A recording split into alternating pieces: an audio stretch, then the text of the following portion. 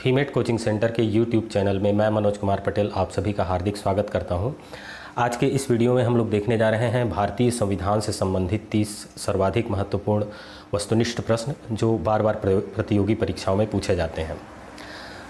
जो छात्र सिविल सेवा परीक्षाओं की तैयारी कर रहे हैं या व्यावसायिक परीक्षा मंडल द्वारा ली जाने वाली अन्य परीक्षाओं जैसे पटवारी परीक्षा, राजस्व निरीक्षक परीक्षा, हॉस्टल निरीक्षक परीक्षा, रेलवे भर्ती बोर्ड की परीक्षाओं आदि की तैयारी कर रहे हैं, उनके लिए ये वीडियो बहुत ही उपयोगी साबित होगा। तो ऐसे छात्रों से मेरा अनुरोध है कि इस वीडियो को शुरू से आखिरी तक बिना स्किप किए हुए देखें ताकि उन्हें ये सभी महत्वपूर्ण प्रश्न और उनके उत्तर याद हो जाएं। तो आते हैं पहले प्रश्न पे। पहला प्रश्न है भारतीय संविधान सभा के अस्थायी अध्यक्ष कौन थे? अ. भीमराव अंबेडकर, बी. राजेंद्र प्रसाद, सी. सच्चिदानंद सिन्हा, द. जवाहरलाल नेहरू। तो इस प्रश्न का सही उत्तर है स. डॉक्टर सच्चिदानंद सिन्हा। 9 दिसंबर 1946 को संविधान सभा की पहली बैठक हुई थी और उसमें डॉक्टर सच्चिदानंद सिन्हा को संविधान सभा का अस्थायी अध्यक्ष चुना गया था। अगला प्रश्न है भारतीय संविधान सभा की प्रथम बैठक कब हुई? अ. 11 दिसंबर 1946, ब. 9 दिसंबर 1946, स. 24 जनवरी 1950, द. 9 अगस्त 1947। तो इस प्रश्न का सही उत्तर है ब. 9 दिसंबर 1946। संविधान सभा की प्रथम बैठक 9 दिसंबर 1946 को हुई थी और उसके बाद दूसरी बैठक 11 दिसंबर 1946 को हुई। तीसरा है भारतीय संविधान सभा के स्थायी अध्यक्ष थे? अ. डॉक्टर भीमराव अंबेडकर, ब. डॉक्टर राजेंद्र प्रसाद, स. डॉक्टर सच्चिदानंद सिन्हा, द. जवाहरलाल नेहरू। तो इस प्रश्न का सही उत्तर है ब. डॉक्टर राजेंद्र प्रसाद। जैसा कि मैंने बताया 11 दिसंबर 1946 को संविधान सभा की दूसरी बैठक में डॉक्टर राजेंद्र प्रसाद को संविधान सभा का स्थायी अध्यक्ष चुना गया। अगला प्रश्न है संविधान सभा के संवैधानिक सलाहकार थे? अ. डॉक्टर भीमराव अंबेडकर, ब. डॉक्टर राजेंद्र प्रसाद, स. डॉक्टर सच्चिदानंद सिन्हा, द. बी. एन. राव। तो इस प्रश्न का उत्तर है द. बी. एन. राव।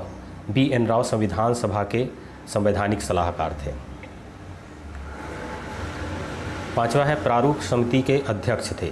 अ. डॉक्टर भीमराव अंबेडकर, ब. डॉक्टर राजेंद्र प्रसाद, स. डॉक्टर सच्चिदानंद सिन्हा, द. बी. एन. राव। तो इस प्रश्न का सही उत्तर है अ. डॉक्टर भीमराव अंबेडकर प्रारूप समिति के अध्यक्ष थे। छठवां है झंडा समिति के अध्यक्ष थे? अ. के. एम. मुंशी, ब. जे. बी. कृपलानी, स. बी. एन. राव, द. राजेंद्र प्रसाद। तो इस प्रश्न का सही उत्तर है ब. J. B. Kripalani. J. B. Kripalani झंडा समिति के अध्यक्ष थे। सातवां है संविधान सभा ने राष्ट्रीय ध्वज को कब अंगीकार किया? अ. 29 अगस्त 1947, ब. 26 नवंबर 1949, स. 22 जुलाई 1947, द. 24 जनवरी 1950। तो इस प्रश्न का सही उत्तर है स. 22 जुलाई 1947। 22 जुलाई 1947 को संविधान सभा ने राष्ट्रीय ध्वज को अंगीकार किया। आठवां है मूल भारतीय संविधान में कितनी अनुसूचियां थीं? अ. 10, ब. 12, स. 9, द. 8। तो इस प्रश्न का सही उत्तर है द. 8। मूल संविधान में कुल 8 अनुसूचियां थी।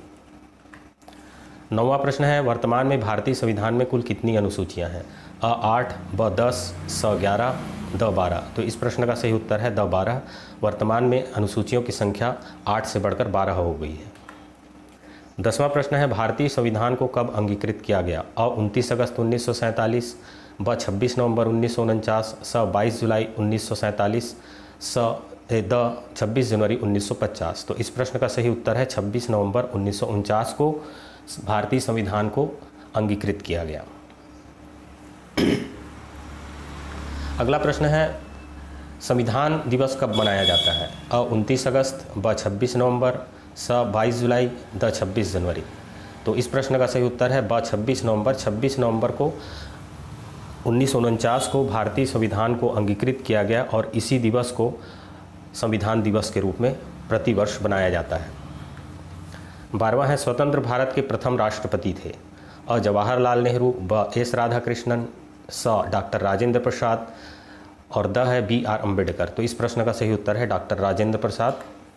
13वां प्रश्न है भारतीय संविधान का पूर्ण रूप से कब लागू हुआ? अ. 29 अगस्त 1947, ब. 26 नवंबर 1949, स. 22 जुलाई 1947 और द. है 26 जनवरी 1950। तो इस प्रश्न का सही उत्तर है द 26 जनवरी 1950। भारतीय संविधान पूर्ण रूप से 26 जनवरी 1950 को लागू हुआ और 26 नवंबर 1949 के इसके अधिकांश भाग लागू हो चुके थे और कुछ बचे खुचे जो भाग थे वो 26 जनवरी 1950 को पूरी तरह से लागू हो गए। अगला प्रश्न है, किस संविधान संशोधन द्वारा प्रस्तावना में समाजवादी, पंथ निरपेक्ष एवं अखंडता शब्द जुड़े गए? अ 42वां, ब 43वां, स 73वां, द 74वां। तो इस प्रश्न का सही उत्तर है अ 42वां संविधान संशोधन। 42वें संविधान संशोधन द्वारा भारतीय संविधान में प्रस्तावना में समाजवादी, पंथ निरपेक्ष एवं अखंडता शब्द जोड़े गए। अगला प्रश्न है, भाषाई आधार पर गठित होने वाला भारत का प्रथम राज्य है? अ तमिलनाडु, ब केरल, स आंध्र प्रदेश, द उड़ीसा। तो इस प्रश्न का सही उत्तर है स आंध्र प्रदेश। आंध्र प्रदेश भाषाई आधार पर गठित होने वाला भारत का प्रथम राज्य है। 16वां प्रश्न है, भारतीय संविधान में संविधान संशोधन की प्रक्रिया किस देश के संविधान से अभिप्रेरित है? अ ऑस्ट्रेलिया, ब जर्मनी, स दक्षिण अफ्रीका और द कनाडा। तो इस प्रश्न का सही उत्तर है स दक्षिण अफ्रीका। भारतीय संविधान में संविधान संशोधन की प्रक्रिया दक्षिण अफ्रीका के संविधान के जैसा है। 17वां प्रश्न है, भारतीय संसदीय व्यवस्था किस देश के संविधान से अभिप्रेरित है? अ ब्रिटेन, ब जर्मनी, स दक्षिण अफ्रीका, द कनाडा। तो इस प्रश्न का सही उत्तर है अ ब्रिटेन। भारतीय संसदीय व्यवस्था ब्रिटेन के संसदीय व्यवस्था के बिल्कुल अनुरूप है। 18वां प्रश्न है, भारतीय संविधान के आपातकालीन उपबंध किस देश के संविधान से अभिप्रेरित है? अ ब्रिटेन, ब जर्मनी, स दक्षिण अफ्रीका, द कनाडा। तो इस प्रश्न का सही उत्तर है ब जर्मनी। भारतीय संविधान में आपातकालीन उपबंध जर्मनी के संविधान से अभिप्रेरित है।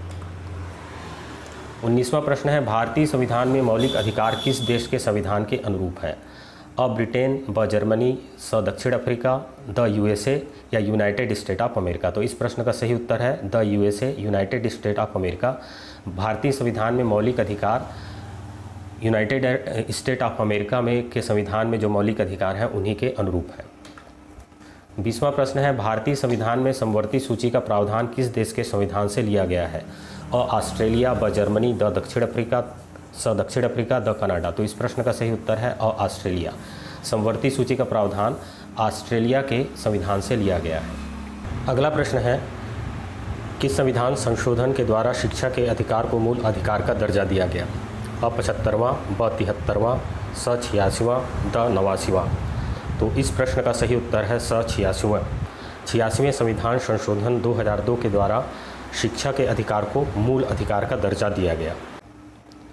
22वां प्रश्न है, संविधान के किस अनुच्छेद के अंतर्गत 14 वर्ष से कम उम्र के बालक या बालिकाओं का कारखाने, खान या अन्य खतरनाक कार्यों में नियोजन को निषिद्ध किया गया है? अ 14, ब 17, स 21 और द 24। तो इस प्रश्न का सही उत्तर है अनुच्छेद 24। 23वां प्रश्न है, भारतीय संविधान में राज्य के नीति निर्देशक तत्वों के समावेश की प्रेरणा किस देश के संविधान से ली गई है? अ आयरलैंड, ब ऑस्ट्रेलिया, स कनाडा, द ब्रिटेन। तो इस प्रश्न का सही उत्तर है अ आयरलैंड। भारतीय संविधान में राज्य के नीति निर्देशक तत्वों के समावेश की प्रेरणा आयरलैंड के संविधान से ली गई है।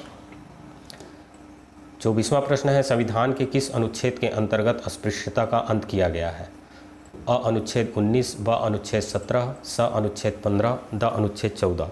तो इस प्रश्न का सही उत्तर है ब अनुच्छेद 17। संविधान के अनुच्छेद 17 के अंतर्गत अस्पृश्यता या छुआछूत का अंत किया गया है। 25वां प्रश्न है, किस समिति की अनुशंसा के आधार पर संविधान में मूल कर्तव्यों को जोड़ा गया? अ है बलवंत राय मेहता समिति, ब नरसिम्हन समिति, स स्वर्ण सिंह समिति और द है अशोक मेहता समिति। तो इस प्रश्न का सही उत्तर है स स्वर्ण सिंह समिति। 26वां है, किस सदन का अध्यक्ष उस सदन का सदस्य नहीं होता है? अ राज्यसभा, ब लोकसभा, स विधानसभा, द इनमें से कोई नहीं। तो इस प्रश्न का सही उत्तर है अ राज्यसभा। राज्यसभा का अध्यक्ष उपराष्ट्रपति होता है जो कि उस सदन का राज्यसभा का निर्वाचित सदस्य नहीं होता है, उसका निर्वाचन अलग से होता है। 27वां प्रश्न है, संविधान के किस अनुच्छेद में संविधान संशोधन की प्रक्रिया का उल्लेख मिलता है? अ अनुच्छेद 356, ब अनुच्छेद 324, स अनुच्छेद 280 और द अनुच्छेद 368। तो इस प्रश्न का सही उत्तर है द अनुच्छेद 368।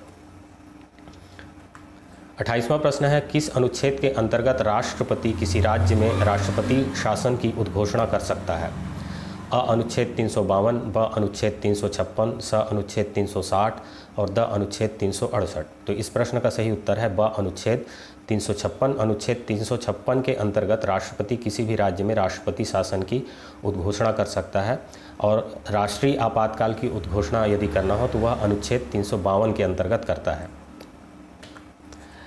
29वां प्रश्न है, वर्तमान पंचायती राज व्यवस्था का संबंध किस संविधान संशोधन से है?